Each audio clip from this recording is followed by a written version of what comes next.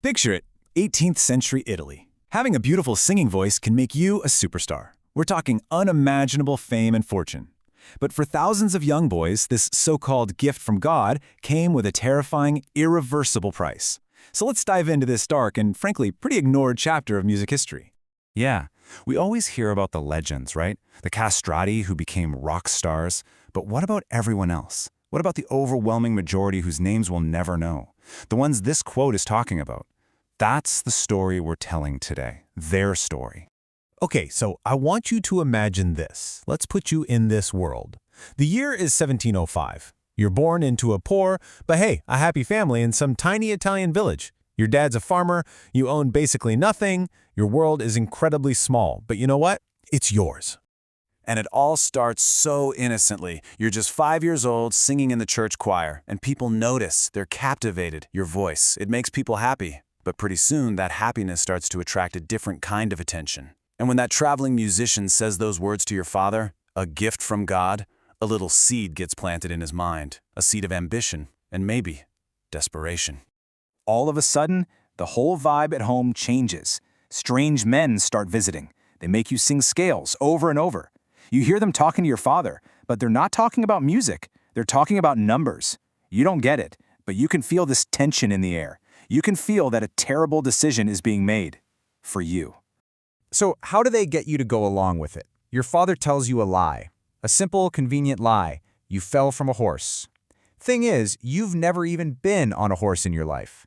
But you're 8. You trust your dad. He promises you'll go to this amazing school in Rome. You'll be a famous singer. It's this profound moment of betrayal, all wrapped up in a promise of a better life. But the reality of it is, well, it's brutal. It's clinical. There are no horses here. The guys who do this procedure, they're often the local barber or even the guy who castrates pigs. They give you something to knock you out, and then, in that moment of unconsciousness, they take something from you that you can never, ever get back. And this is the horrifying gamble right here. Your life has just been turned into a bet. Your father has sold your future on the razor-thin chance that your voice will make the family rich. There's no plan B. It is stardom or it is nothing. After you heal up, you're sent away to a conservatory in Rome. You've basically been sold to a music master. And let's be clear, this place is not a school, it's a factory. A factory designed to churn out perfect voices, and it's a prison that you can never leave. So, this is your new identity. You are a castrato. That's the whole reason for the operation, to stop puberty in its tracks, to keep your voice from changing, to preserve that high, pure, and incredibly powerful sound. You're not really seen as a boy anymore. You're an instrument, a tool to be sharpened. And the training is absolutely relentless. It's almost torturous. Your days just become this endless, repeating cycle of vocal drills, all designed to push your unique body to its absolute limit. They are literally forging you, piece by painful piece. And while your voice is frozen in time, your body, it starts to change in really weird ways. Without the normal hormones of puberty, your bones just keep growing. Your arms and legs get unnaturally long. Your rib cage expands like a barrel to give you insane lung power. You look in the mirror and you see a stranger. You're set apart forever from the other boys, watching their voices and bodies change in ways yours never will. One day, an older kid at the conservatory tells you the cold, hard truth. He says, for every 100 boys like you who walk through these doors, maybe one, just one, actually achieves real stardom. The rest, they end up in forgotten church choirs, or worse. The odds are just staggering. But you decide right then and there, you are going to be that one. You practice harder than anyone else. You push yourself past the breaking point. And then, at 18 years old, after a decade of this relentless grind, your moment finally arrives. Your debut in a real opera house in Rome. The sound of the applause is just deafening. It feels like the whole building is shaking. Flowers are raining down on the stage. And for the very first time, all the pain, all the loneliness, all the sacrifice, it feels like it was worth it. You actually did it. You beat the odds. You're a star. And your life just completely transforms. You're making insane money, living in a palace, hobnobbing with cardinals. You're exotic.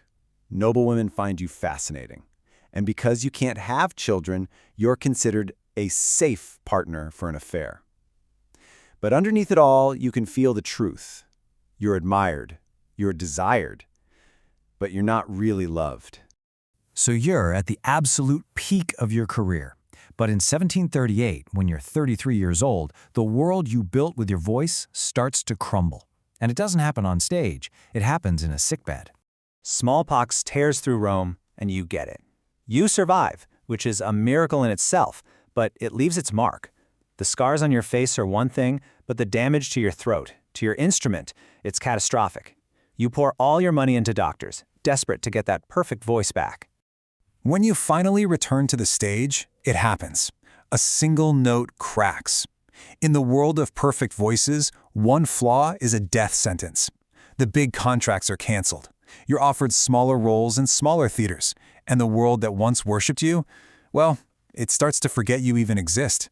And now you're forced to see the two extremes laid bare. Farinelli, he represents the impossible dream, the one-in-a-million shot. But the reality for most guys, like your old friend Francesco from the conservatory, it was a total nightmare. And you realize with a sinking feeling, that's the fate you're now facing. The years just pass. The sound of applause is now just a distant, fading memory. You get by singing in small churches, sometimes just for a loaf of bread and some wine. But even that work starts to dry up, as your voice just gets more and more unreliable. And it's just wild to think about the sheer scale of this. At the height of the craze, it's estimated that 4,000 boys were castrated every single year. 4,000 lives gambled, year after year, all for the entertainment of the wealthy. Eventually, the world did move on. The Enlightenment brought new ideas. People started calling the practice barbaric. Opera tastes changed. The practice was finally banned. But it was way too late for you and for thousands of others.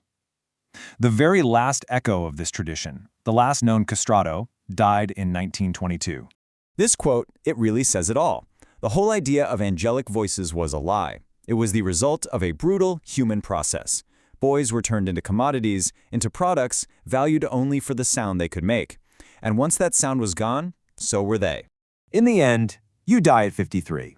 Broke, alone, buried in a common, unmarked grave. Your name is completely forgotten. So we're left with this question. This voice, this thing that brought you so much fame for a fleeting moment, also sealed your fate. They called it a gift, but really, was it a gift or was it a curse?